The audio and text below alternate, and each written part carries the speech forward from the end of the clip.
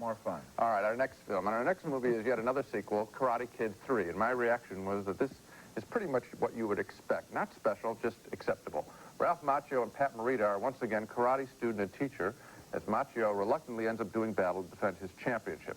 The big symbol of Macchio's struggle is a perfect little bonsai tree that becomes part of a blackmail attempt to get Macchio to fight again. He'd rather lead a peaceful life with his girlfriend, but some bad guys are spoiling for a fight. Lights up! What do you give me? Hey, I already gave you the application. Come on. Yeah, the stakes just went up. Give me the tree. Daniel, don't. No! Shut up! Shut up! All right, all right. Just hold us. Don't let go. Here. Now, please be careful with it. Please be careful. And the bad guys break the tree, which breaks Macchio's spirit until the tree is mended by Pat Morita. Look at that. It's going to make it, huh? Hey, make it because have strong root. Just like you, Daniel.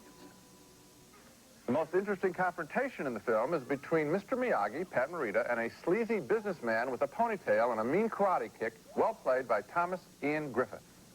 Come on, little man. Let's see how good you really are.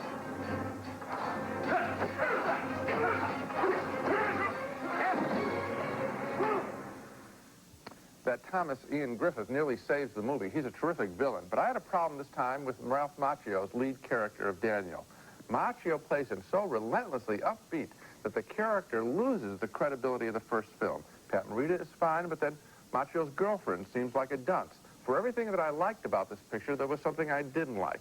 Again, it's not a bad film, just not special enough for me to recommend. Well, of course, the original Karate Kid was an excellent picture. I think so. Very entertaining, very intelligent. However, I've seen it, and I don't need to see it again. I don't need to see it a third time. There was nothing in this movie that is fresh or original. Except the villain.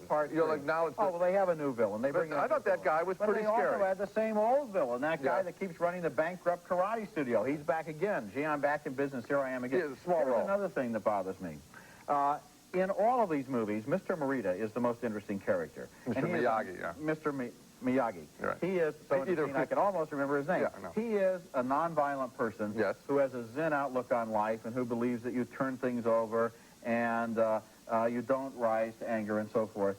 Wouldn't it be fun just once if he were able to resolve the problem in one of these movies using his approach? Because the movies all end, they're directed by the man who directed the first Rocky, and they all end with a big fight, and Mr. Miyagi always essentially says, oh, you're right, my approach doesn't work, I'm going to beat the stuffing out of you, and that's the solution to the problem. And then after somebody is practically killed at the end of the film, then it's over. These movies pay lip service to nonviolence, and then they just turn into another blood feast. That would be a twist. That would be another way to make the story fresh. I thought what you were going to say is you would like to see the movie be not about the Karate Kid, but about the karate adult. I would be interested in seeing him be the real center character. Well, he has a scene in this movie where he does go in and he's able to defeat everyone, of course, with superior karate. But how about, you know, really taking the nonviolence seriously? That would be a nice change. You know what I'm referring to when I talk about him being so upbeat that it gets a little bit oppressive at times? This little guy?